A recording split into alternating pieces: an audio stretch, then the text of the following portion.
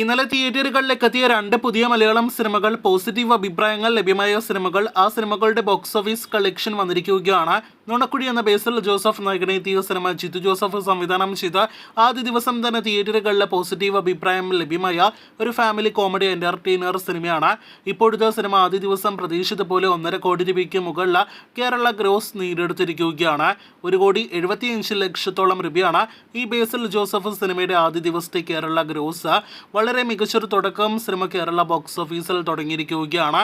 ഇന്നും അടുത്ത ദിവസങ്ങളിലെല്ലാം തന്നെ കൂടുതൽ മികച്ച കളക്ഷൻ പ്രതീക്ഷിക്കുന്നു. ഏകദേശം 80-ലധികം ദിവസമായി ഒരു മലയാളം സിനിമ തിയേറ്ററുകളിൽ വിജയിച്ചിട്ട് ഈ ലോ ബഡ്ജറ്റ് സിനിമ നുണക്കുഴി തിയേറ്ററുകളിൽ അടുത്ത് ഹിറ്റാകുമെന്ന് തന്നെ പ്രതീക്ഷിക്കാം. കാത്തിരിക്കൂ കൂടുതൽ ബോക്സ് ഓഫീസ് റിപ്പോർട്ടുകൾക്ക്. വാഴ എന്ന സിനിമ നുണക്കുഴി എന്ന സിനിമയോടൊപ്പം തിയേറ്ററുകളിലേക്ക് എത്തി പോസിറ്റീവ് അഭിപ്രായങ്ങൾ നേടിയെടുത്ത സിനിമയാണല്ലോ. വലിയ താരനിരയൊന്നും തന്നെ ഭാഗമല്ലാത്ത വാഴ എന്ന സിനിമ ഇപ്പോഴത്തെ ബോക്സ് ഓഫീസിൽ ആദ്യ ദിവസം തന്നെ മിന്നിച്ചിരിക്കുകയാണ്.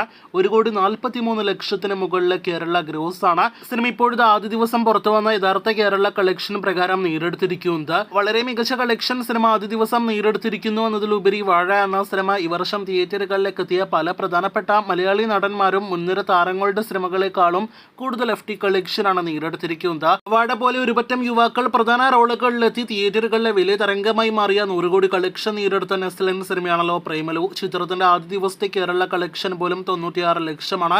അതിനേക്കാൾ കൂടുതലാണ് വാഴ കളക്ഷൻ. ആസിഫിന്റെ ഈ വർഷം തിയേറ്ററുകളിലേക്ക് എത്തിയ 3 മലയാളം സിനിമകൾക്കും FT കളക്ഷൻ 1 കോടി പിന്നിടാനായിട്ട് കഴിഞ്ഞില്ല. അതിനേക്കാൾ കൂടുതലാണ് വാഴ കളക്ഷൻ. അപ്പോൾ കാത്തിരിക്കൂ വാഴ എന്ന സിനിമയുടെ കൂടുതൽ ബോക്സ് ഓഫീസ് നേട്ടങ്ങൾ കേട്ടാം.